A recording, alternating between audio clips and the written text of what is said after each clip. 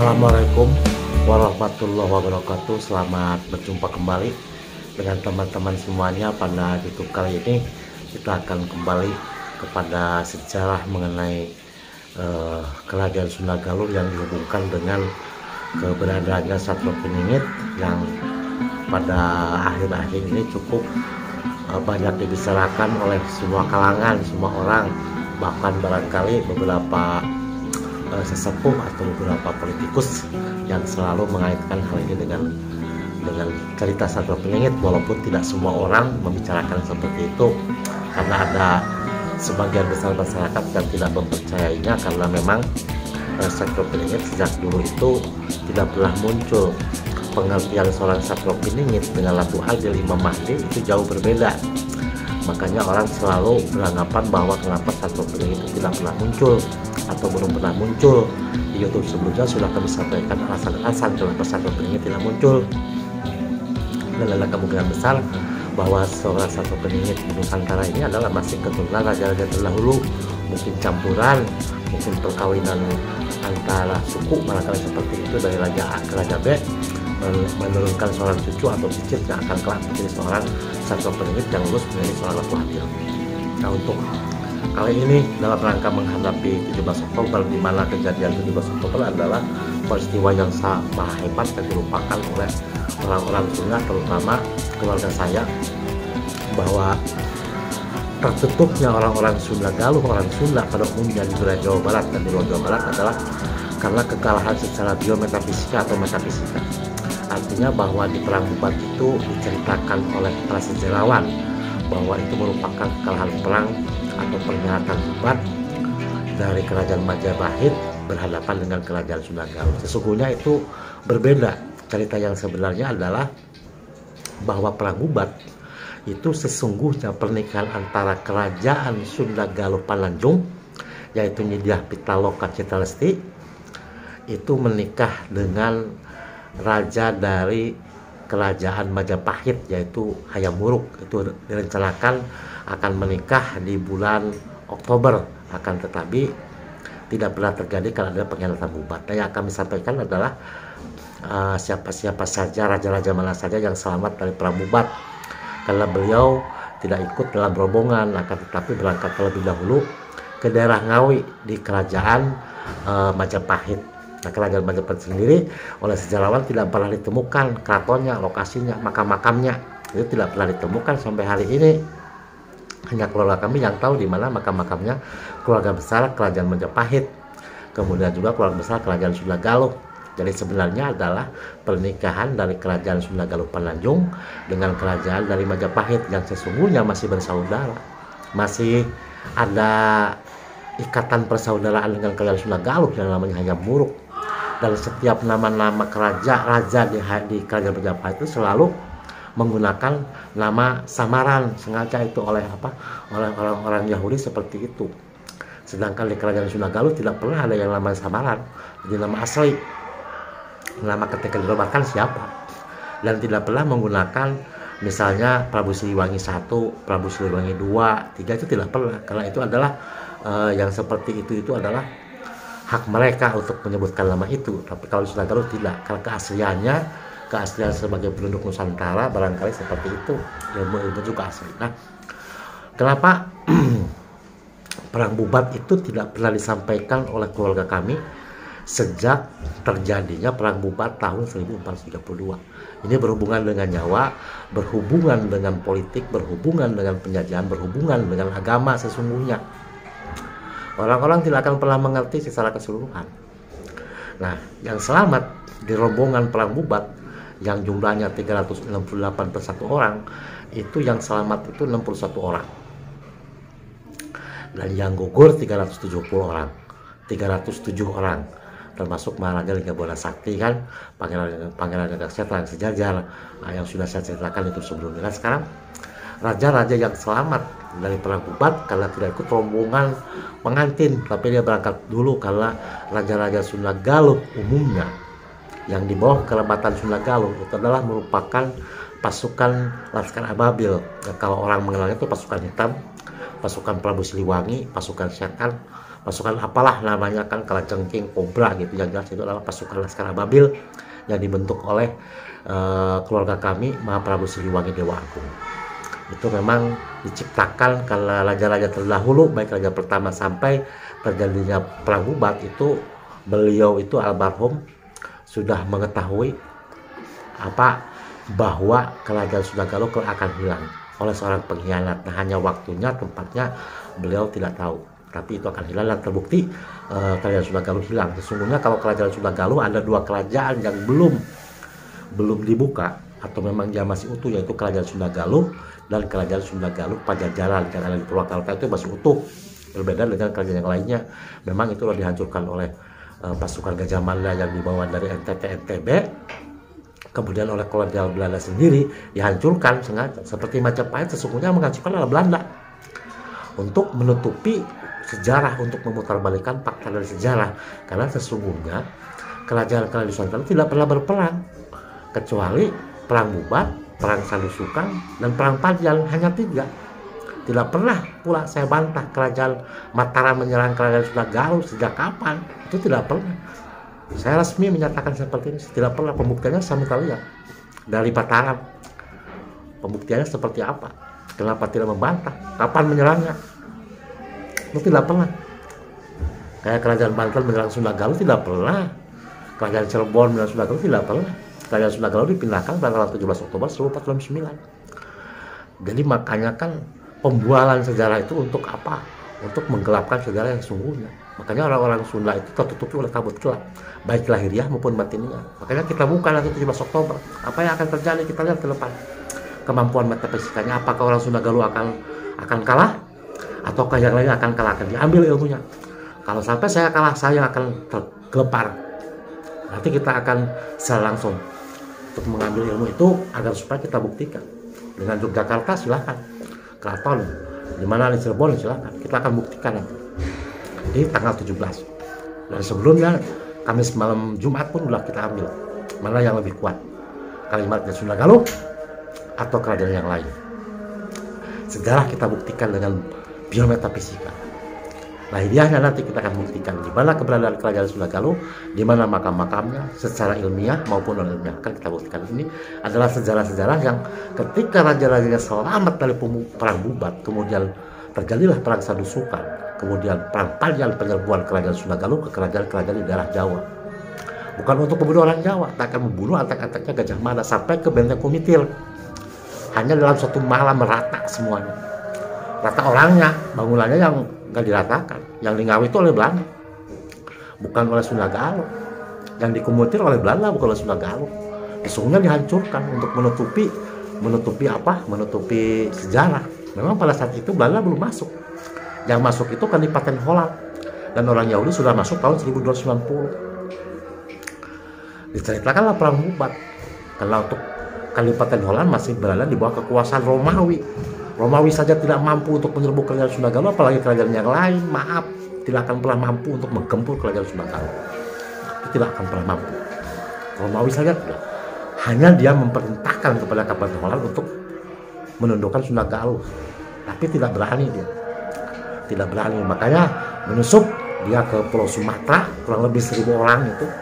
Masuklah Yahudi ke Garut sama ke Surabaya. Pada saat itu di tahun 1290 itu masuk, tercatat dan tertulis oleh juru tulis kerajaan Sunda Galuh. Dan saudaraku, ini yang selamat-selamat, barangkali saudara-saudara yang belum pernah ketemu dengan saya, masih saudara satu darah, satu titik, itu kurang lebih 29 juta lebih sedikit.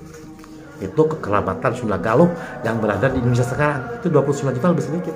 Itu masih banyak kerajaan Prabu Siliwangi, belum lagi dari Majapahit, dari Panjang, dari Songosari, dari Mataram, dari Lahulu. Itu masalah kita. Dari laskarnya Mertoyudan, sebelum dibentuknya kerajaan Mataram itu ada dulu yang disebut dengan Laskar Mertoyudan. Itu dulu di Dailuhur. Semua diajarkan di Dailuhur. Ilmunya, cara mengajinya semua diislamkan di Dailuhur. Percaya atau tidak, sejarah akan dibuktikan oleh alamlah ke depan. Seperti itu. Nah, salah satu yang selamat, raja-raja bukan salah satu, banyak yang selamat karena tidak ikut di dalam rombongan. Kalau ikut dalam rombongan habis semua. Pasukan Gajah Mada akan dihabisi. Semua yang ikut dalam rombongan itu, raja itu cuma Maharaja Lingga Buana Sakti, kemudian Pangeran Ranggasetra, Karena sejajar. Kemudian ada lagi satu raja dari mana? Dari Sukabumi, hanya 4 raja. Itu bisa menghadapi 3.500 sampai 3.500 orang. Dan yang korban yang paling banyak bukan dari Sunda Galuh sebenarnya, itu dari Laskar Majapahit. Kerangkanya ada, makamnya ada. Nanti kita tunjukkan ketika presidennya sudah orang Sunda Galuh atau orang keturunan Raja Dahulu. Akan kita buktikan ke hal yang ramai. Nah saudaraku, ini salah satu yang selamat di perang Bubat yang tidak ikut dalam rombongan, yaitu kerajaan Sunda Galuh Cai Harum. Semuanya pakai Sunda Galuh Cai Harum, Sunda Galuh Pajajaran, Sunda Galuh semua pakai Sunda Galuh. Ini rajanya itu Pangeran Harum Nagari Bakti. Wafatnya itu setelah perang Bubat, tanggal 1 Agustus 1499. Makamnya di sini Leluhur. Sejak kecil saya lewat. Itu Cai Harum. Yang kedua Karangnunggal Tasikmalaya. Raja yang terakhirnya itu adalah Pangeran Sasa Kalipucang. Wafat 1 Juli 1456 setelah perang Bubat meninggalnya, bukan perang Bubat, setelah melaksanakan 2 peperangan selanjutnya. Kemudian yang ketiga adalah kerajaan Cai Tarip, yaitu Pangeran Pamekasan Prabu Siliwangi. Kemudian juga yang selamat yaitu Pangeran Sasakasori dari Tasik, kerajaan Sunda Galuh Cai Patujah. Kemudian kerajaan Sunda Galuh Panonjahan, ini Raden Gagak Panonjahan, raja terakhirnya. Wafat tahun 2 Juli 1472. Makamnya di sini semuanya. Kemudian Sunda Galuh Polkana, ini yang raja kita menikah dengan keturunan China, ada di Tasik. Jadi China itu orang-orang China sebenarnya sudah masuk kekerabatan dengan Sunda Galuh atau persaudaraan itu sudah lama. Ini pangerannya Pangeran Poltak Sakabasa. Jadi rajanya itu keturunan Prabu Siliwangi menikah dengan keturunan Cina di Tasikmalaya. Jadi ada 4 kerajaan di Tasikmalaya dan rajanya selamat semuanya.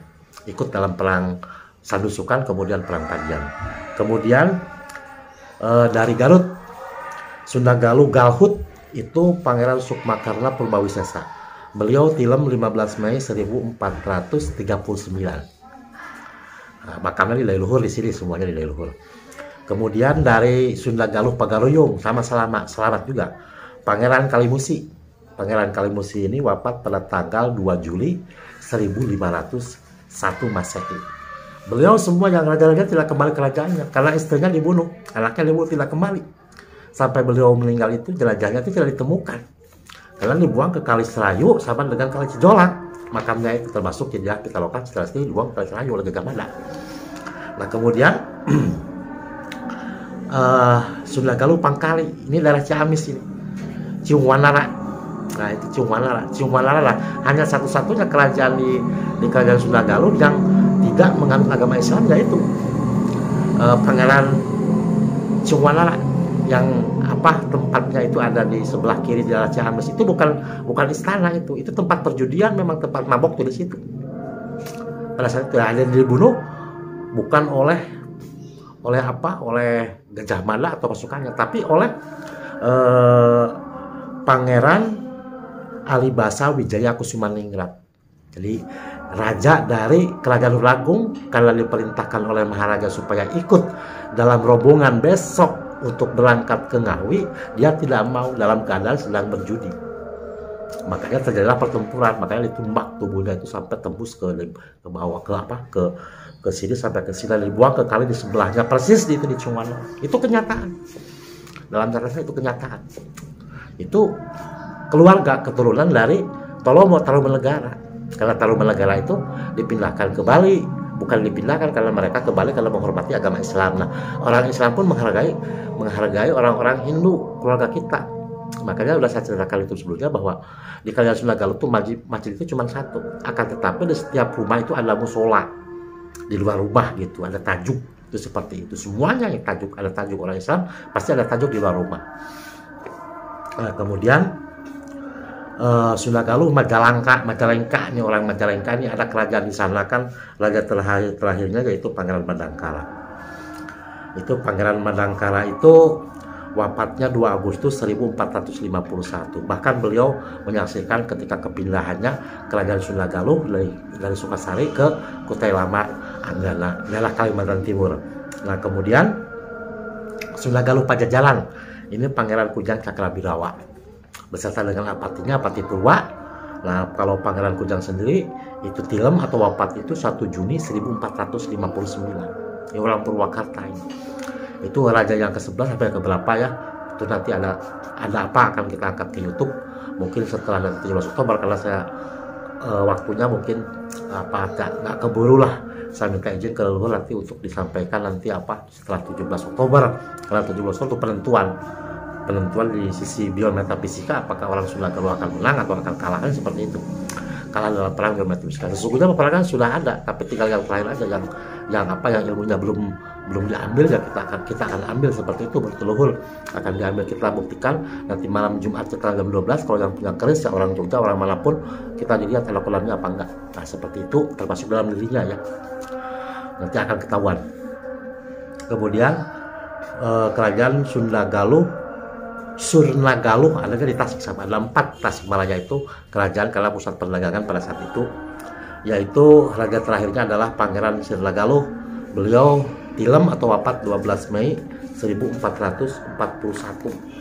Nah, jadi yang namanya sejarah itu sesungguhnya itu tercatat oleh kerajaan Sunda Galuh dan baru dapat disampaikan itu setelah saudara kita dari Sunda Galuh itu memenuhi kriteria untuk kemampuan metafisikanya atau biometafisikanya itu betul-betul mumpuni kalimat seperti itu. Karena untuk membuka sejarah Sunda Galuh berbeda dengan membuka sejarah-sejarah yang lainnya.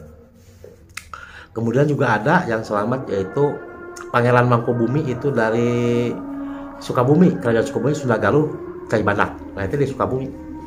Itu kerajaan Sukabumi. Itu tilemnya pada tanggal 1 Agustus 1479. Makamnya di Dailuhur.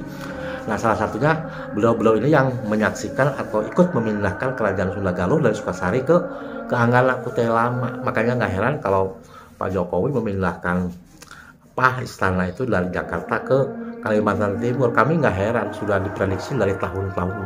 Wah, sebelum kapan pun sudah diprediksi. Dan nanti akan dikembalikan lagi ibu kota itu ke Pulau Jawa sekarang. Namanya kan Pulau Jawa sekarang ya ke daerah Ciamis lah gitu kan. Nanti ada ibu kota di sana lah. Percaya atau tidak, kita lihat aja ke depan. Seperti itu. Orang-orang lebih percaya kepada pada kenyataannya, kita lihat ke depan lah. Akan dipindahkan atau tidak, akan tukar kekuasaan daripada penguasa. Kalau kita kan rakyat jelata kan seperti itu. Nah, makanya ketika seorang kerajaan Sunda Galuh sejarawan mengatakan bahwa kerajaan Sunda Galuh pindah-pindah, ya memang namanya kan Sunda Galuh, Palanyong, Sunda Galuh itu Pangalan sekarang, Sunda Galuh, Pataruman, di Banjar.